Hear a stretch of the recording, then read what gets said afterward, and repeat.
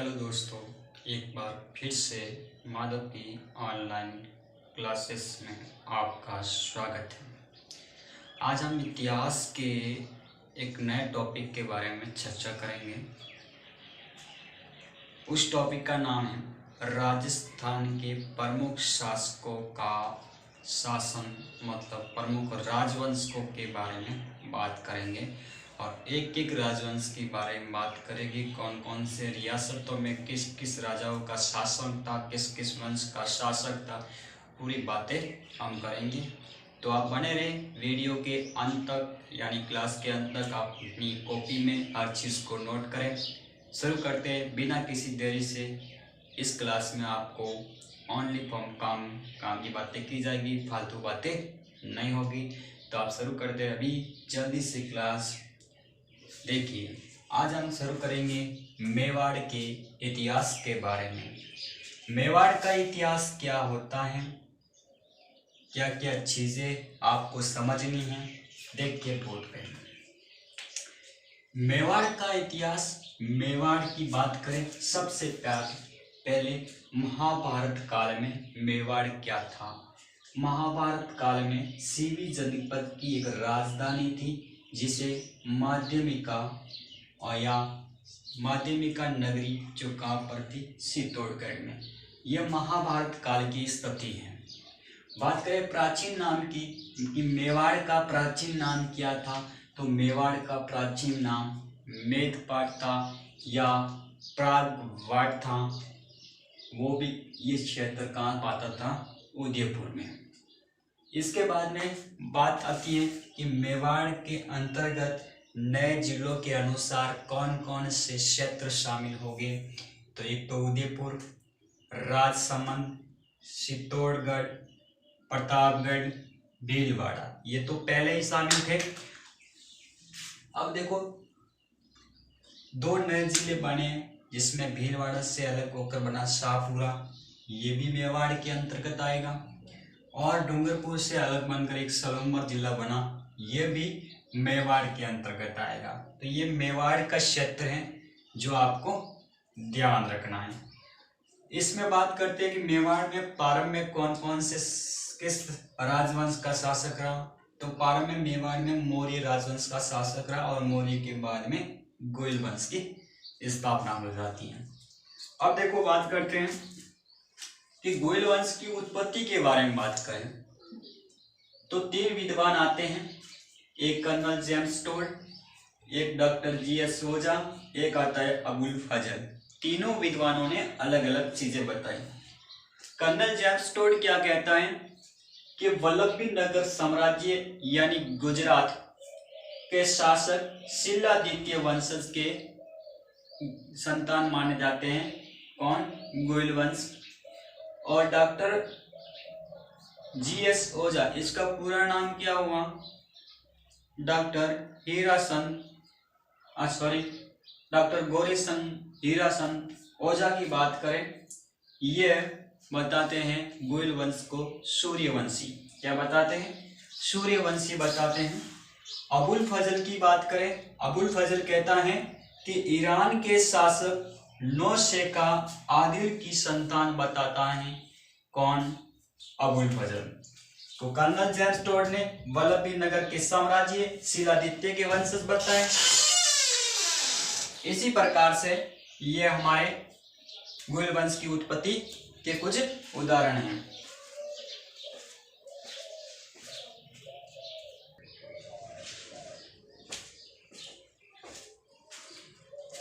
देखो, मेवाड़ के इतिहास के बारे में एक था देवादित्य। देवादित्य की पुत्री थी सुभागा देवी। ध्यान से समझना, देवादित्य की पुत्री थी सुभागा देवी। सुभागा देवी ने क्या की? सूर्य की आराधना की। क्या की? सूर्य की आराधना की।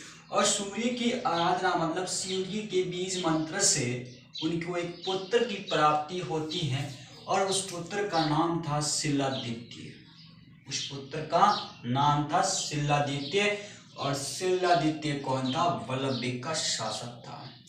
शिलादित्य को पुष्पावती से प्रेम हो जाता है। पुष्पावती से प्रेम हो जाता है और पुष्पावती कौन थी सर? ये पुष्पावती आबू परमार की राजकुमारी थी, आबू परमार की राजकुमारी थी। पुष्पावती और शीलादित्य से एक पुत्र की प्राप्ति होती है जिसका नाम था गुल्लादित्य, गुल्लादित्य। और यही इन्होंने ही गुल वंश के संस्थापक बने और गुल वंश की स्थापना की। गुल्लादित्य के बारे में बात करें तो इनके पिता का नाम शीलादित्य, माता का नाम पुष्पावती। पालन पोषण किसने किया? कमलावती किया। और कमलावती वीरनगर की ब्राह्मण थी, वीरनगर की क्या थी? ब्राह्मण थी। गुइल वंश की स्थापना 566 ईस्वी में किसने की? गुइलादित्य ने की। इसी कारण इसको गुइल वंश का संस्थापक कहा जाता है। और इसका राज्य अभिषेक काम हुआ था उंद्री गांव के भील सरदार के द्वारा किया गया। किसके द्वारा किया गया? भील सरदार के द्वारा किया गया। गुइलादित्य का 8वां वंशज कौन था? नागादित्य। और नागादित्य ने क्या किया? भीलों के साथ में दुर्व्यवहार किया। भीलों के साथ में दुर्व्यवहार किया तो भीलों ने ही नागादित्य की क्या कर दी? हत्या कर दी। और नागादित्य का एक पुत्र था 3 साल का जिसका नाम था बप्पा रावल। तो जब नागादित्य की हत्या हुई तो बप्पा रावल की उम्र थी 3 साल। अब देखो गुइल वंश की बात की तो गुइल वंश की स्थापना तो हुई थी, कहां पर हुई? किस रियासत में हुई? मेवाड़ रियासत में हुई। शाखा 2 थी, एक रावल शाखा थी, एक राणा शाखा थी। गुइल वंश की कुलदेवी बाण माता को माना जाता है। कौन सी माता? बाण माता। कुल देवता एक लिंगनाथ जी। और गुइल वंश अपने आप को किसके वंशज मानते हैं? रघुवंशी मानते हैं। और गुइल वंशों का एक प्रसिद्ध वाक्य है, दृढ़ राखे धर्म रो तही राखे करतार। ये वाक्य भी आपको याद रखना है। इतना सारा आप अपना जो नोट्स फॉर्मेट अपनी कॉपी में नोट कीजिए। आगे पढ़ते हैं हम बप्पा रावल के बारे में।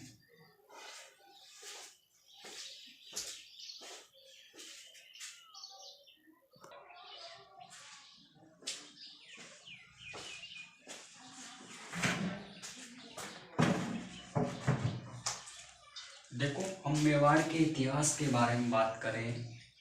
अगला शासक हमारा बप्पा रावल के बारे में बात करेंगे। बप्पा रावल को मेवाड़ का वास्तविक संस्थापक माना जाता है। आपको याद रखना कि मेवाड़ का वास्तविक संस्थापक किसको माना जाता है? तो आपका आंसर आएगा बप्पा रावल को माना जाता है। बप्पा रावल उनके गुरु हरित ऋषि के आशीर्वाद से क्या बनते हैं? शासक बनते हैं।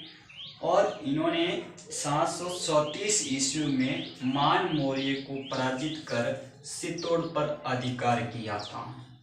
और इन्होंने अपनी राजधानी किसको बनाया? नागदा। और नागदा कहाँ पर है? उदयपुर में है। और नागदा में एक मंदिर है, सास बहू का मंदिर। निर्माण एक लिंग जी का इन्होंने बप्पा रावल ने एक लिंग जी का मंदिर का निर्माण करवाया। और कहां पर करवाया? कैलाशपुरी उदयपुर में करवाया। मेवाड़ में सर्वप्रथम सोने के सिक्के सलाने का श्रेय भी बप्पा रावल को जाता है। इनकी उपाधि एक हिंदू सूरज कहा जाता है, इनको एक शक्र के रूप में जाना जाता है। एक थी उपाधि राजगुरु की। सीवी वेद ने बप्पा रावल की तुलना चार्ल्स मार्टेल से की, ये भी आपको याद रखना है। नगर रावलपिंडी पाकिस्तान में बप्पा की सैनिक टुकड़ी थी। हरित ऋषि ने कहाल भोज को बप्पा की उपाधि दी। हरित ऋषि कौन थे? बप्पा रावल के गुरु थे जिन्होंने कालभोज इनका वास्तविक नाम था। और इन्होंने बप्पा की उपाधि कहाँ से प्राप्त की? अपने गुरु से प्राप्त की। इसके बाद में बप्पा रावल के बाद में आता है अलट, जिसको आलू रावल कहते हैं। इन्होंने अपनी राजधानी आहड़ कहाँ पर है? उदयपुर को अपनी राजधानी बनाया। आहड़ को अपनी राजधानी बनाया। मेवाड़ में सर्वप्रथम नौकरशाही की शुरुआत भी अलट या आलू रावल ने की। नौकरशाही के अंतर्गत 2 अधिकारियों की नियुक्ति की, जिसमें अक्ष पटालाधीश, जिसका काम था आय व्यय का लेखा रखना, और एक आमात्य जो मुख्यमंत्री के रूप में कार्य कर रहा था। अलट ने जो विवाह किया वो हरिया देवी जो हुण राजकुमारी थी उससे विवाह किया, और यही राजस्थान का प्रथम अंतर्राष्ट्रीय विवाह कहलाता है। अलट ने ब्रह्मा मंदिर का निर्माण करवाया अहाट उदयपुर में, और यहाँ इसके बाद में शासक बनता है शक्ति कुमार। मालवा के शासक मुंज ने चित्तौड़ पर आक्रमण किया।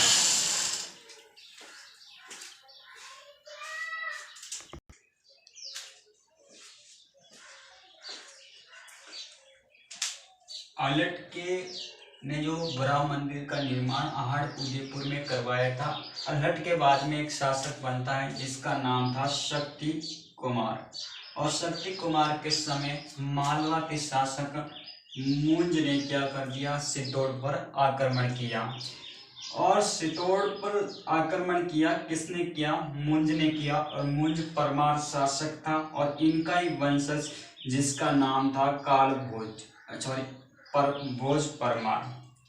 किसका वंशज, मुंज का वंशज। मुंज कौन था, परमार शासक था, और भोज परमार ने चित्तौड़ में त्रिभुवन नारायण मंदिर का निर्माण किया। तो हमने मेवाड़ वंश की उत्पत्ति, उसके बारे में चर्चा की। बप्पा रावल पढ़ा, गोहिल को पढ़ा, और अलट और आलू रावल को भी पढ़ा। इसके बाद में हम आगे और भी शासकों की चर्चा करने वाले हैं, वो करेंगे हम नेक्स्ट क्लास में, क्योंकि समय सीमा को भी ध्यान में रखना है। बहुत सारी ऑफलाइन क्लास भी होती है, उसको भी जाना पड़ता है, तो इसलिए आपको जो इतना पढ़ा है उसको आप बेहतर से रिवीजन करें, और अपनी क्लास को लाइक ज़रूर करें, अपने दोस्तों के साथ ज़्यादा से ज़्यादा शेयर करें, और ये क्लास सभी तक पहुंचनी ज़रूरी है, और सभी राजस्थान सामान्य ज्ञान को आराम से एकदम तरीके से पढ़ सकें। और चैनल पर आप अभी तक सब्सक्राइब नहीं किया है तो सब्सक्राइब ज़रूर करें। धन्यवाद। जय हिंद।